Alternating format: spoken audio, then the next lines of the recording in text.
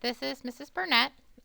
It's been a while since we've had a video, but this one is over classification and taxonomy.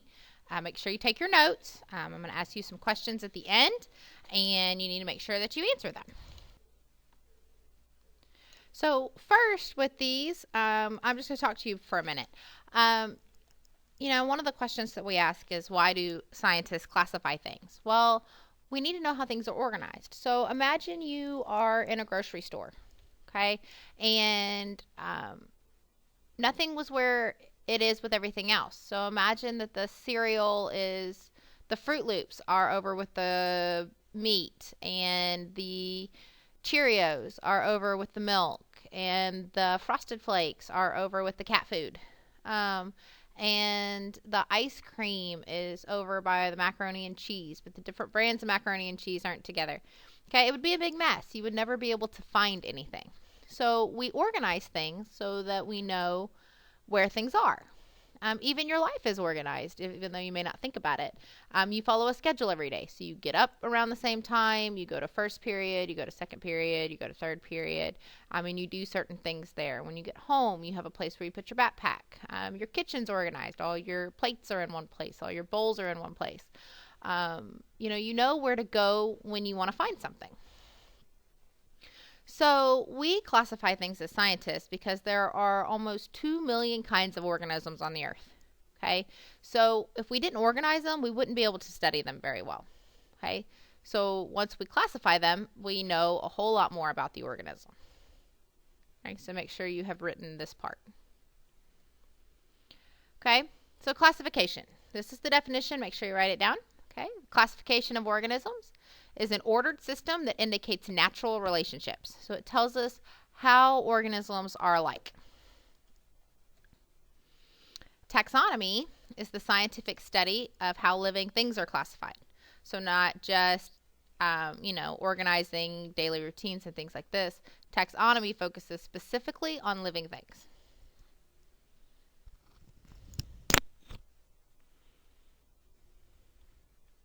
There's 7 levels of classification, okay? And how we remember them is the little acronym. It says King Philip came over for good spaghetti, okay? And that's kingdom, phylum, class, order, family, genus, and species. Kingdoms are the broadest level. There's only 5 of them, so there's not very many of them. But species is the most specific. So like we are Homo sapiens as humans, okay? Only humans will fall into that category. So here's a picture of how they kind of funnel down. So the kingdom Animalia will cover insects and aquatic and amphibians and mammals and birds. But this shows you how it goes all the way from the owl here all the way down to a very specific owl.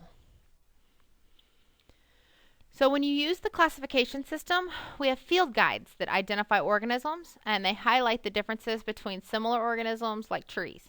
Okay, we call them a taxonomic key or a dichotomous key. They are paired statements that describe the physical characteristics of different organisms. Okay, so here's how one looks. This is for certain types of fruits. When you find them in nature, if you found a fruit tree, it would be how you would tell the difference. So you always start with the first paired statement. If you were looking at the picture, it would say fruits occur singly, or fruits occur in clusters of 2 or more. And then if it occurred singly, you would go to the third statement. If it was in a cluster of 2 or more, it would go to the second statement. Fruits are long or round. Okay, so if they're round, they go to grapes. If they're elongated, they're bananas. Okay, so on and so forth. And we'll practice with these in class this week. Okay. In addition to the kingdoms, we have 3 domains, and this is the absolute broadest of them. There's only 3, and they are based on the type of cell that the organism is made up of. So the 3 domains are archaea, eubacteria, and eukaryote, and we're going to look at those first. So archaea, these are ancient prokaryotic microbes, and they're unicellular. So remember, prokaryotic cells have no nucleus. They have DNA substances in them, but they don't have a formal nucleus. And they're unicellular. These things appear all by themselves. They don't need multiple cells to stay alive. Eubacteria is a more advanced prokaryotic microbe. Okay, again, it doesn't have a nucleus. If you look at the picture, there's no nucleus there. It has DNA type material, but no formal nucleus. And these are also unicellular, meaning they survive on their own. Eukaryote. These are all life forms with a eukaryotic cell, including all plants and all animals. Okay, they're multicellular, which means they have to be in groups to survive. So like we are in the eukaryotic kingdom because we are made up of animal cells. Okay, but we have many, many, many of them that work together to keep us alive. Okay, and remember, eukaryotic cells do have a formal nucleus. Okay, and remember that's formed right in the middle of your cell. Okay, within these domains, we have 5 kingdoms. Okay, and here's some pictures of some of them, and we'll go through each one individually. You're going to want to make sure you write down all of these and any little synonym or anything that I give you that helps explain them. Okay, because you are going to be required to be able to tell the difference between the 5 kingdoms. Okay, archaebacteria. These are unicellular, meaning they have one cell. They're prokaryotic, meaning they have no nucleus. Okay, they're autotrophic, meaning they make their own energy. So you guys are used to hearing the words producers and consumers. Okay, autotrophic organisms are producers. They make their own energy through photosynthesis. Okay, eubacteria is simple in structures, and these survive in extreme temperatures. You can find these in volcanoes. You can find them in Antarctica. Okay, these are organisms that can pretty much survive anything. And we believe that these were also the first things to be on Earth, just like we believe that they may be the types of organisms that we would find on other planets, because they can survive in very extreme environments. Okay. Eubacteria, these are unicellular. Again, remember that's one celled. Prokaryotic. Okay, remember it has no nucleus, no formal nucleus. Okay, they're autotrophic, meaning they make their own energy. They're producers. They are more complex than archaebacteria, and they're found everywhere. Okay, these are the general bacteria that you hear about. Bacteria that make you sick, good bacteria that you require to live.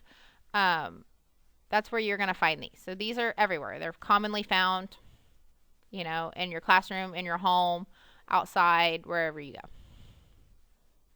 go. Okay.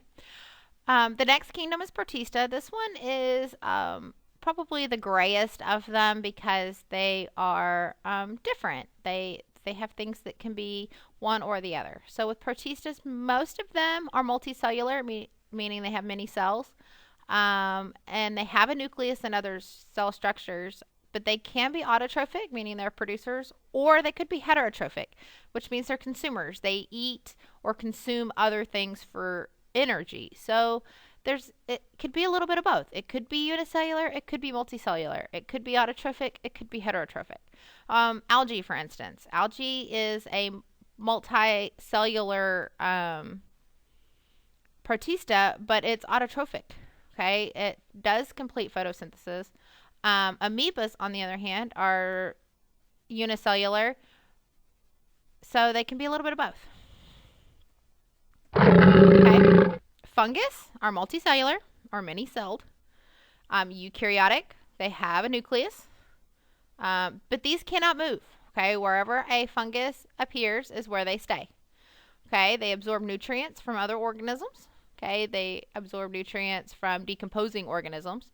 Okay, which makes them heterotrophic. Okay, because they rely on others for food.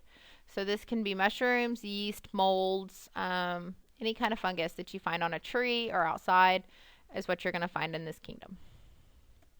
Okay, plants or plantae is the kingdom. They're multicellular, okay, meaning many-celled. Eukaryotic, they have a nucleus.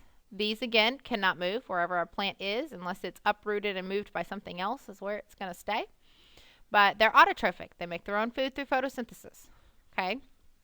They use energy from the sun to make sugars, which is photosynthesis. Okay? Trees, flowers, ferns, bushes, grass, any of those would be an example of a plant. Okay, and the last one is Animalia. These are many-celled or multicellular. They're eukaryotic, meaning they have a nucleus. Most of them can move. There aren't very many that would be considered an animal that that can't move. They're heterotrophic. Animalias do consume other organisms for food. Invertebrates, fish, birds, mammals, any kind of animal is going to be considered animalia.